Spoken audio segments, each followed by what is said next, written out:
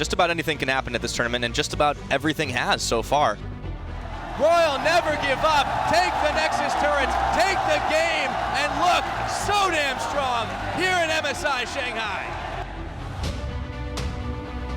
No team is really unbeatable. Every team has their strengths, their weaknesses, and any team can lose. And Counter Logic Gaming scoring magnificent win for America. 没想到 SKT 会4连败。 SKT, what the hell is going on with this team? Oh, a huge heaping helping of damage. Flash Wolves have done it again. 我觉得这一次的比赛完全都跟我们想的不一样。 Welcome, ladies and gentlemen. Once again, we are back here in Shanghai as the best teams from around the world have converged to fight for regional dominance. The fans are fired up here at the Oriental Sports Center. As you can see, plenty of lights in the crowd, sporting the red and blue, and a beautiful shot of our venue that is playing host to many exciting games of League of Legends. We've got some cosplayers in the house, Reverse Annie, and of course, Jinx with her crazy eyes. That was Red Riding Hood, Annie, I take that back. CLG walking in, they're gonna be ready for their rematch against SKT. Supermassive, they're warming up for the first game of the day. Hello everyone, I'm James Dash Patterson, and making up today's cast of analysts, we've got Jake, Spawn Tiberia, Joshua, why do I keep doing that, Tiberia? I don't know why I do that. Joshua Jatleesman and Martin DeFicio. Got something against him. I clearly. must. Yeah. Day 4, still going strong, gentlemen?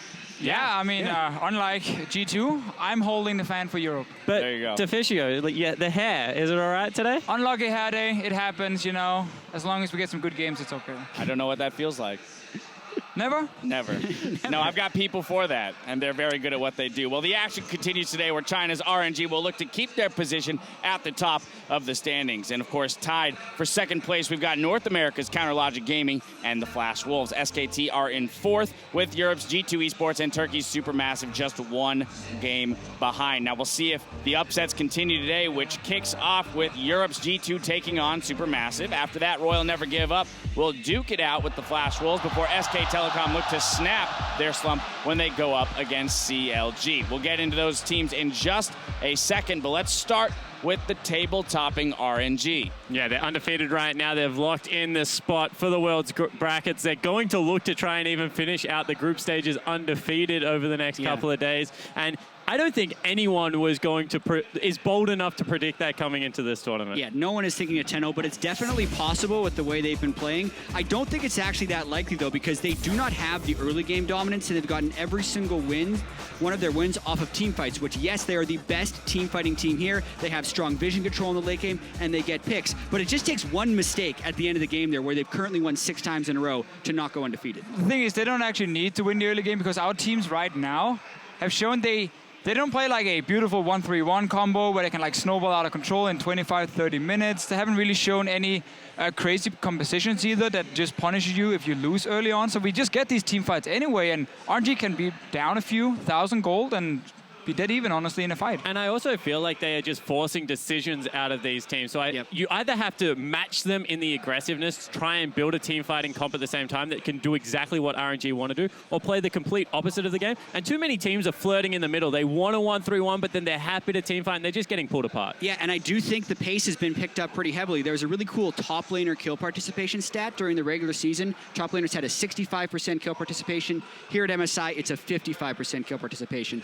And in the 1-3-1 meta, the top laner's always biding his time to find the right teleport in. But the fights are more frequent than that, or the top laner is teleporting in late. And that's one of the ways RNG are picking up all these victories, because they're the ones pushing that tempo, and they're the ones that get into the fights. Yep, very much. Forcing people into bad decisions. We saw Flash Wolves on the short end of the stick yesterday in that Barely forced, though. They kind of walked straight into it, but yeah. Well, there you have it. SKT, though, is a team that a lot of people thought would be the 6-0 team coming into this week, and here they are. 4 straight losses. What's our assessment there? I think now that we've been watching some of the games, especially watching some of the fights, it's kind of the same story as if we go back a few days with SKT when they started losing. Individually, a lot of these players are making a lot of poor decisions. Teamfight-wise, suddenly bang, an AD carry we normally would say is probably one of the best in the world. I would actually say the best AD carry in terms of team fighting normally.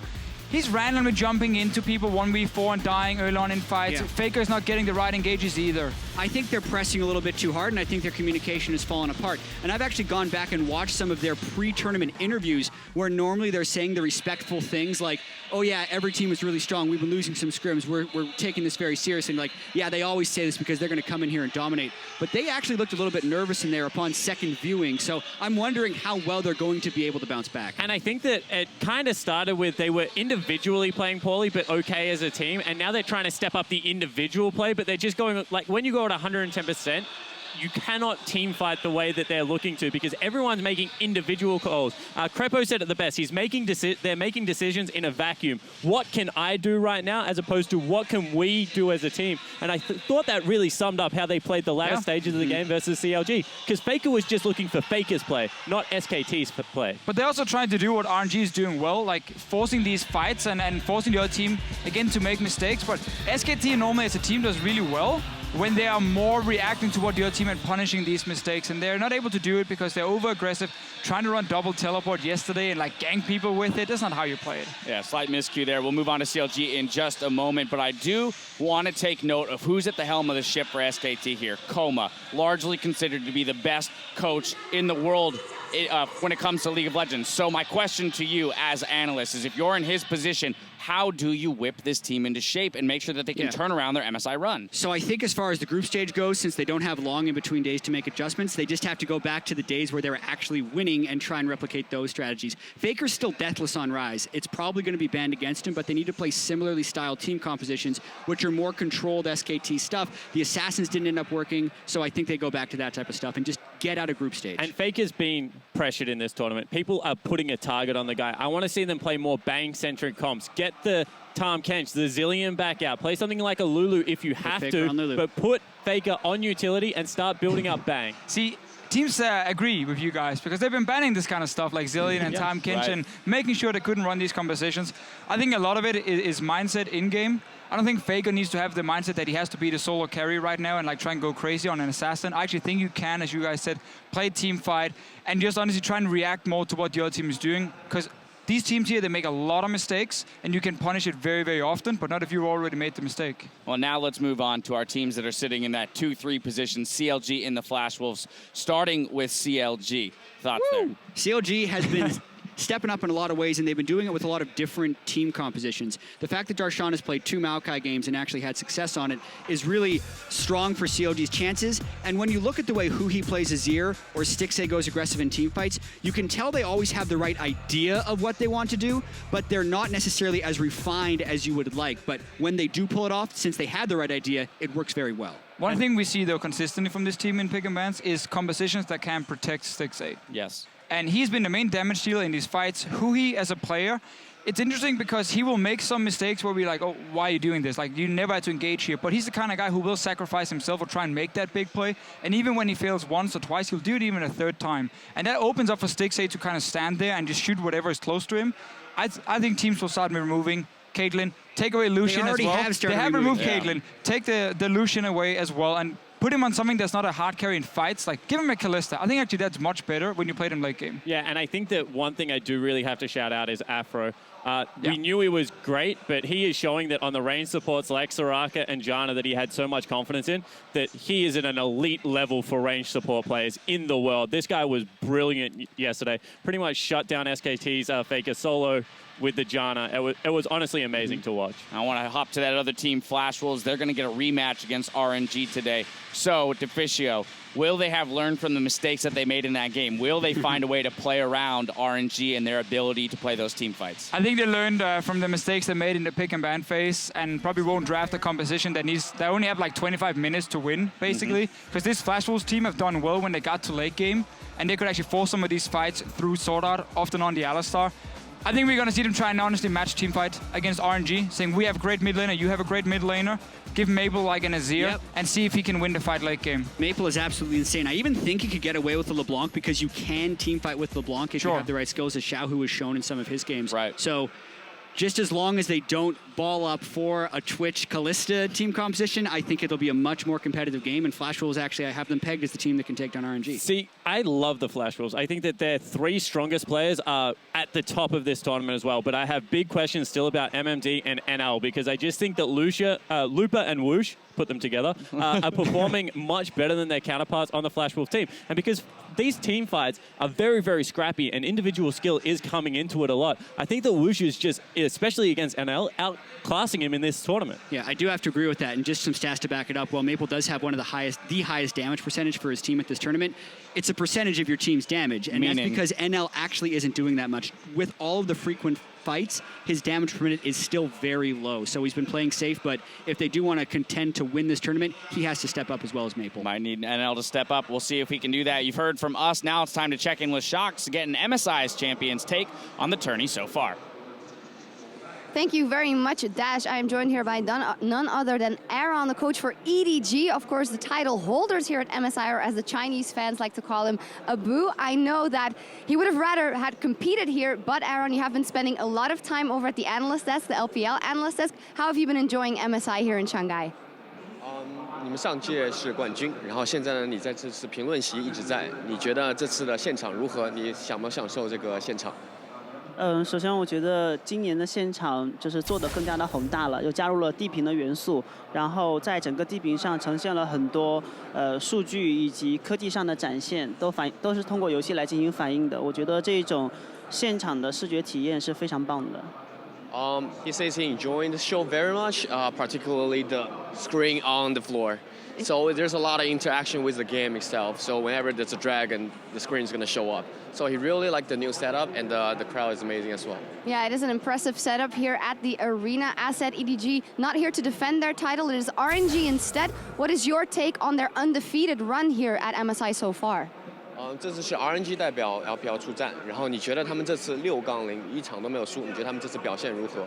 然后他们首先我觉得 RNG 这一次的表现是非常好的，然后整一个比赛的过程，他们表现出来的战术打法也是非常的全面的，对于游戏的准备也是非常的多的。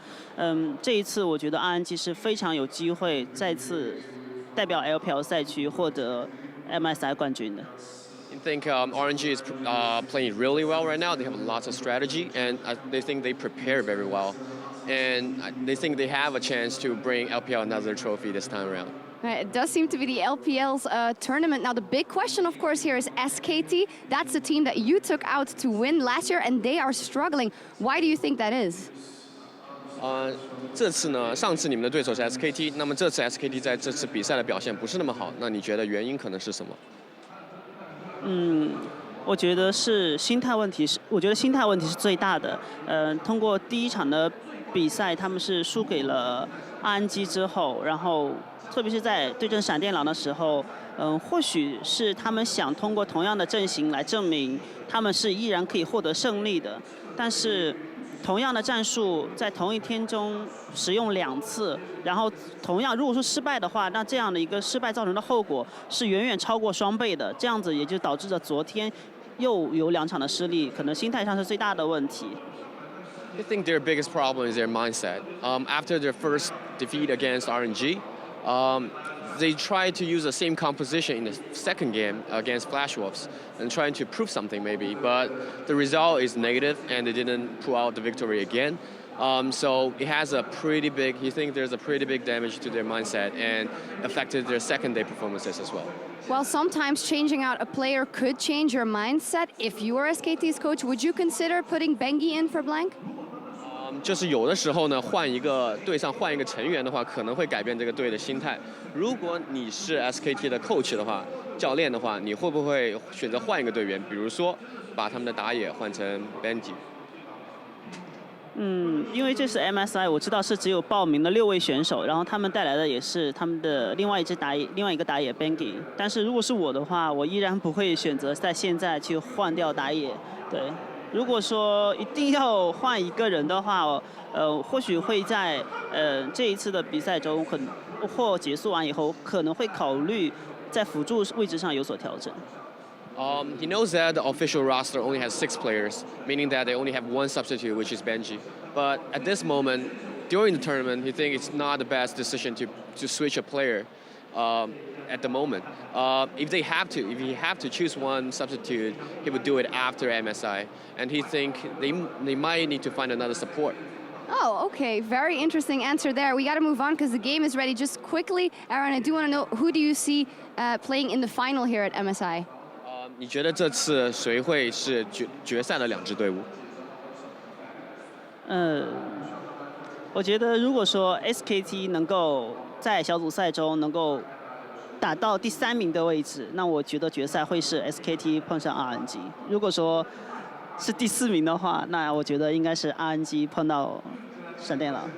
So if SKT made to 3rd place after the group stage, he think the final will be between RNG and SKT. If not, if they're the 4th place, he thinks RNG against Flash Wolves. All right, very interesting. Thank you very much, Aaron, and enjoy the rest of the tournament. As for us, we're going to dive into Game 1, G2, taking on Supermassive. So let's meet our casters.